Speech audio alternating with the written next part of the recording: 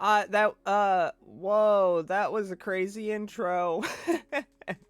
Hi, everyone, and welcome back to Cancelled. Today, we are looking at Gelliventures. This game was originally called Jelly Farmer, and unfortunately, I don't have a build of this game. I'm gonna work on trying to actually get the actual project for this game because I know I have it somewhere. I just need to figure out where it is, and then I need to like download Construct and get that all set up. But for now, we're gonna look at everything surrounding the game. So the art and this itch page, and I'm also gonna talk about my ideas for what I wanted the game to be and other stuff relating to the development of the project. But first, we're gonna start off with the itch.io page. As you can already see at the top, you got the Gelliventures logo, and it says introducing a master in training. You explore, farm, level up, fish, and fight your way to becoming the greatest adventurer in the world. So the story is that the greatest honor in all the kingdom is to become a jelly master. Only the strongest adventurers and explorers have what it takes to gain that title. When an ancient evil erupts stronger than ever, will you step up to save your kingdom? Ooh. You explore to different locations, you fight bosses, you befriend other jellies, and you honor the King Jelly. That was the basics of the game, and I was doing something really cool with this that I want to do with other games, where I was actually doing research notes on individual characters in the game. So if I go here, there's a research note for the Bonbon. And in here, you can actually read stuff about it. You may think such a simple looking creature would be simple in nature, correct? Well, you are entirely wrong. Bonbons communicate to one another by hitting the ground. This is known as thumping. Not only is thumping a clever way of communication, but they are also known to defend themselves by thumping their enemies. Their diet consists of tall and nutritious leaves that grow in large forests, such as a leafy leaf forest. This allows their ears to grow big and strong. Speaking of ears, they can hear as far as 2 miles away. This shows you that a lot of the jellies have inspiration from real world things. Obviously, the Bonbon is inspired by a lot of real world rabbits. As you can see here, the idea for the Bonbon is quite clear. It's based off of real world bunnies or rabbits. When thinking of an easy first enemy, bunnies immediately came to mind. They also fit into the lore of the leafy leaf forest as they love to eat grass and leaves, and the forest is full of leaves. Their battle move is called Thump.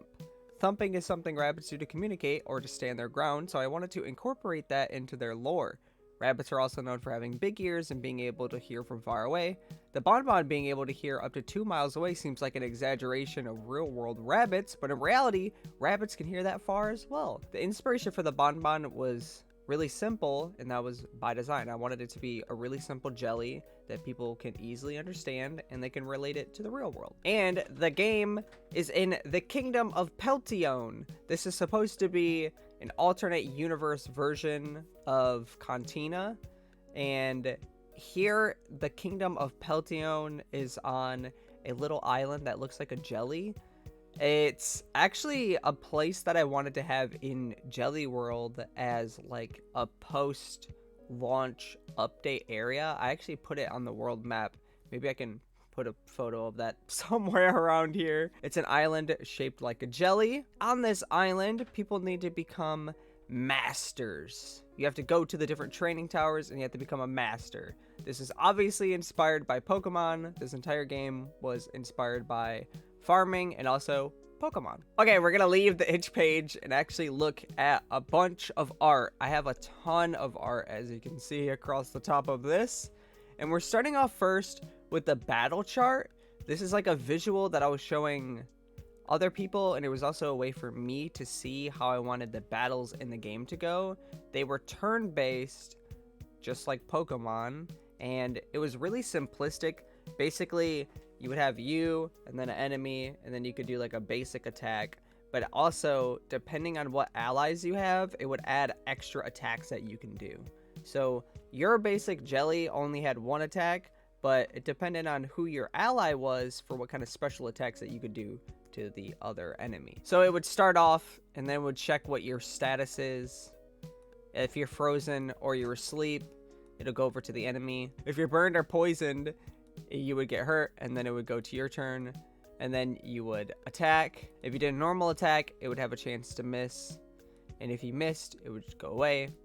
There's the critical chance. If you got a critical, then it would go, and if it was not critical, then it would just do the normal attack, basically. Obviously, it goes to the enemy, and it does the exact same thing, and then it loops around to your turn. So it's pretty simplistic sort of system. I don't know why it checks if you miss the attack, and then it checks if you got a critical, and then it calculates the damage. That's weird, because if you do your attack, and it's a critical, it just goes straight over to the enemy, but it doesn't calculate the damage. I don't know. This thing kind of didn't make much sense, but it was a visual representation of what can happen in the game. This first picture is actually in the overworld. There was like an overworld where all the sprites were smaller, but the characters, and you would just go left and right, and that was how you picked the location that you wanted to explore. And this was the first training tower in the game, the grass tower, which the grass tower also was concepted to be put into Jelly World as well, which is really interesting how Gelliventures and Jelly World ended up overlapping, even though they were several years apart and the games are so totally different. The grass tower is just a basic fighting area. The idea was you would go in and it would have several different layers. You would go through, you would fight, hit a teleporter, come up to the next layer, and then you would kind of zigzag your way up to the top. And then once you reach the top, there would be a boss. You defeat it, and then you'll be able to unlock whatever is to the right of the tower, so you'd be able to explore further and do more things. The main goal in the game at the end was to defeat Epiclypse, which actually also was in Jelly World. Epiclypse is a character that I created that I'm not going to show here because Epiclypse is pretty well hidden. You have to look through my stuff in order to see what they actually look like or piece things together to be able to see them.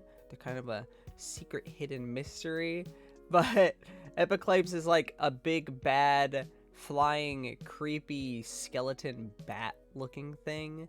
And the way that you see it in these games is actually in a weakened form. So its structure is kind of broken and pieces are floating.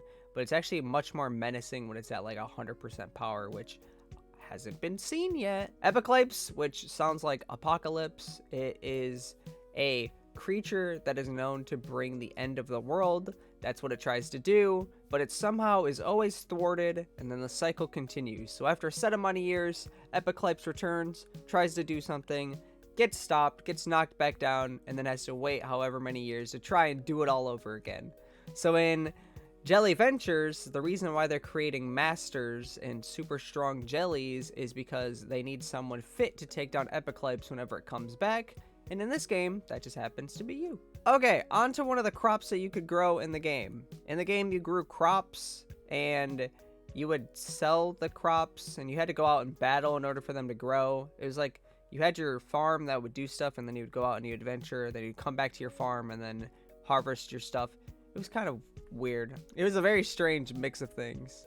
But this is just growing stages of an arrow leaf, which is a crop that I want to add into Jelly Fields. It was in Jelly World, but I want to add it into Jelly Fields as well. And I know where I'm going to add it. And I have a cool variant crop idea for it in Jelly Fields, which that'll be awesome. But this one is just a 3-stage. It grows into an arrow shape and is based on the real plant called arrowroot, but I thought it'd be cool to have it be arrow leaf, and it's like an arrow shoved into the ground. Pretty neat. This is an early version of the first boss in the game, the Mandraku. The Mandraku is the guardian of the leafy leaf forest in this game, but in normal Kantinan lore, it's just like a nature spirit. It's like a little kid. It's very mischievous. And some people have claimed to have seen it before, but there's a lot of mystery surrounding it. But in this game, it's the boss of the leafy leaf forest. This is actually a weird early version of it where it's kind of looked like, it was like a seed with a face on the inside of the darkness, 2 leaves that would flap its wings to fly, and then the bottom of it was just like plant. I didn't like this design, so I decided to redesign it, and then it turned into this version, which is the final version, where it kind of looks more like a little bear. It has the leaves are now turned into ears. It's got like a grass skirt kind of, and then it has a leafy tail on the back and legs. I actually think that it's really cute this way, and I like the way that it looks. And because it has this, I'm calling it a skirt because it looks like that, but what I was trying to go for was that it had like a cloak kind of deal, where it was like coming from the chest down to the legs. It was like a cloak. I thought that'd be cool, like a big old leafy cloak. So that was the idea for the Mandraku, which ended up turning out really cool. I should redraw this thing. I wonder how it would look if I drew it nowadays. Probably look really interesting. But the first version I drew of it was very, very mandrake, and it was weird. It was like this seed with like a jester hat looking type of leaf structure, and then roots that were in the ground. Maybe it was like a spider. I don't even know how to decipher what was going on with this sprite. But nah, that wasn't it. That did not embody the idea that I had for it, and it actually stayed like this for a while before I decided to redesign it too. Back then, my art style wasn't that great, so I had ideas for what I wanted things to be, but I didn't know how to think of what they actually looked like or actually draw them properly. So a lot of the stuff, I just did what I could. So this shape was something that I kind of knew I could do. Here's a jelly everybody knows and loves, the Leaflup, which Leaflup's Candy Hunt. Check it out. It's coming out January 23rd. It's going to be really cool. It's a little plug in there for the members. Back then, the Leaflup was actually called a Leaflet, and it was fully green with a little leaf. But before that, did you know that it used to be an orange color? The lore for the Leaflup is that it's entirely covered in this hardened sap-like thing, and it is found near Sacrello trees, which actually make a very sticky sap that the Leaflups love. So back then, when I created the lore that they were covered in sap, I wanted to make it the color that I think the sap would be, which is like a more orangish color. But then it ended up looking like an orange. I didn't like that, so I changed it to be the green color we all know and love now. This is different from the Leaflup we have now because the Leaflup we have now has mud on the bottom of it. I decided to change that because this design is a little too basic, and I didn't like how basic it was. And to fit with the lore of it being super sticky, I put mud on the bottom, and it makes it look a lot better the way it is now than here. Here it just looks kind of naked. I'm talking way too much about everything, so I'm going to try and go a little bit quicker through the rest of this stuff, because I still have to edit this video and do a bunch of other stuff today. But here is the kingdom. This is like the overworld sprite for it, and you can go into it, and it's the kingdom. Let's keep going. Here is the Crystal Caves biome. I'm thinking of Jelly Fields. This is the Crystal Caves location. And here were the enemies / allies that I had planned for it. This is supposed to be, I don't even know. I still have no idea which jelly this is. I'm gonna have to look back and see if I could figure out what this was. But this is the Golem Mini. Very, very cute. It's been redesigned since then, but back then it was kind of cute. And this is the Crewbat, which the Crewbat hasn't been seen since here. And the design of it wasn't even finalized here because this version of it gave it kind of a caveman-esque little shirt pants thing. I don't know what you call it. The idea for the Crewbat is it's a crude bat. It's like a very early caveman type of bat. So I thought it'd be cool if it wore whatever the heck that thing that cavemen are always seen wearing is. I tried to do it there, but it didn't look very good. But the caves have a bunch of crystal formations in the walls. There were some leaves that would grow on the floor and on the ceiling. There were some bigger crystals, even some shiny ones in the back, and some little mushrooms. I think this place actually looks pretty cool, honestly. Here's the tile set for the Leafy Leaf Forest. This is some background trees and also some leaves that go up on the top. I think this looks really cool. I think I was inspired by Yoshi's Island when I drew these. Obviously, still wasn't very good at pixel art, so this stuff is just what it is. There's like a beam of light coming from the top. You got your trees that go up into the plants up at the top. Actually, I think it looks pretty good, to be honest. The leaves are shaped a little bit strangely, but it looks pretty decent to me. I have these leaves on the top, but it actually took me a really long time to get to having it be like this. So originally I tried to do this like individual leaf structure thing. And it didn't look really great. I remember being really stressed out about trying to draw this because I took so long to try and figure this out. And I just could not. It was bothering me for so long. But then I ended up just doing this, and it looked way nicer, especially here when you have the little ones in the background as well. It looks really cool like that, actually. This is one of the rare crops in the game. Sometimes when you would defeat enemies, you would get rare crops and rare items and rare seeds and stuff. And if you fought the Bonbon, sometimes it would drop a golden sweet root. It's a sweet root, but it's golden. Here's the original logo when it was called Jelly Farmer. It was just green and then brown. And then it got updated to be like this, where I actually just took a font, wrote this out, and then colored it in. And then put a little jelly in there. I had a little white bar that went all across the bottom. I added a sweet root growing there and a little leaf over there. It's an okay looking logo. I definitely wouldn't have this type of logo nowadays, but I was still learning. And then when the game had more of a Pokemon twist added to it, I changed the name from Jelly Farmer to Gelliventures since you're going on an adventure. And once again, I just used some font that I found online and then colored it in, but I also drew a sword and added it. And to be honest, this might be one of my best logos I've ever had. This logo looks awesome. I'm not so sure about the way that I filled in the black in some spots, but this logo is really good, actually. Really like this one. Here is none other than the Jelly King himself. This is Delena's favorite jelly. She loves the Jelly King. He was inspired by the King Slime from Dragon Quest, as well as the King Babam from Mario 64. He has never made a return since Gelliventures. He actually was a painting in Luna Lane. He was like a little secret mystery painting, but he's only been referenced in other games. He hasn't actually made it into any other games. I would actually like to get him into Jellyfield somehow. I think for the Kickstarter, the stretch goals, I'm going to have like extra biomes if we hit certain goals. And one of the extra biomes I should do is like the Jelly Kingdom with the king in it. I think that'll be really cool. But for now, he's just forever stuck jiggling around and his crown is flopping about.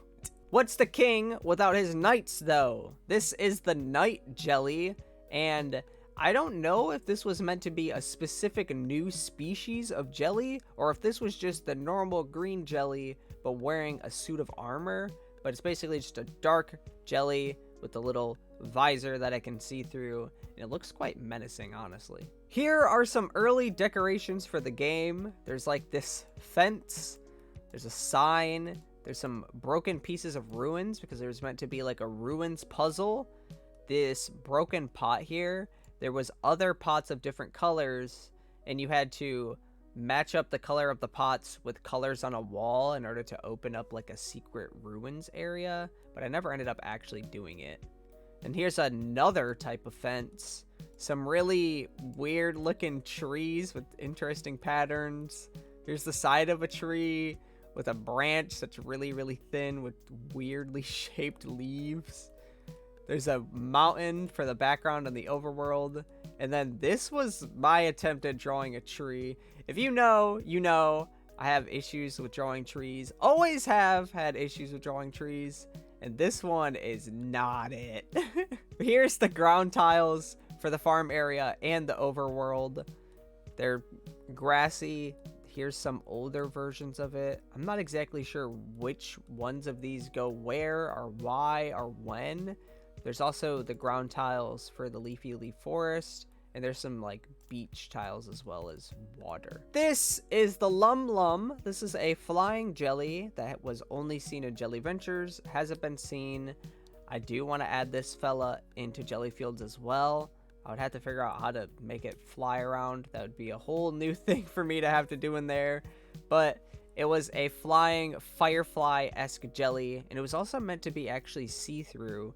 Most of the jellies are not see-through, but this one was meant to be see-through and glowing like a firefly, and it would just float around with its wings, which its wings are actually its horns, and if it wanted to, it could like be in the air flying, but then when it went on the ground, it could like sharpen its horns to actually be real horns. So it was like wings slash horns, which was a really cool design idea I had for it. But obviously, it never showed up anywhere, so it's gone forever. Kind of like the cow slime. This thing did not have a name. It was originally seen in Slime Game. It was one of the slimes that you could buy in the store. And when you bought the cow slime, it periodically would produce milk that it could eat, or you could sell it off. It was kind of weird that I had slimes that produced items that they would then eat. I don't know. I'm not going to look too deep into it. But here's the cow slime. It was meant to be in Gelliventures, but it never showed up. And the last, but not least, actually it is kind of the least thing that I'm going to look at, is this little animation that I made of the different types of jellies floating up in the air. You have the bonbon upside down, the normal jelly, the lum lum, and back then, this was called the Kit Kat. Kit Kat is a type of candy bar, so shouldn't have called it that.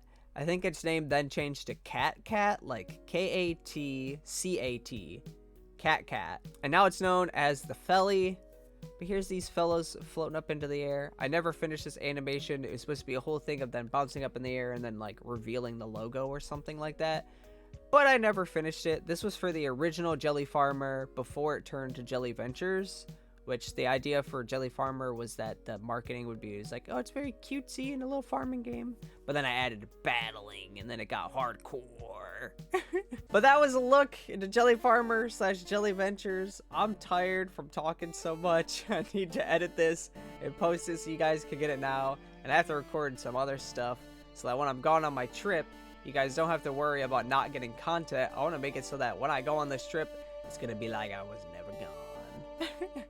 Okay, I'll see you guys later. I'll see you guys later. Look at this candle.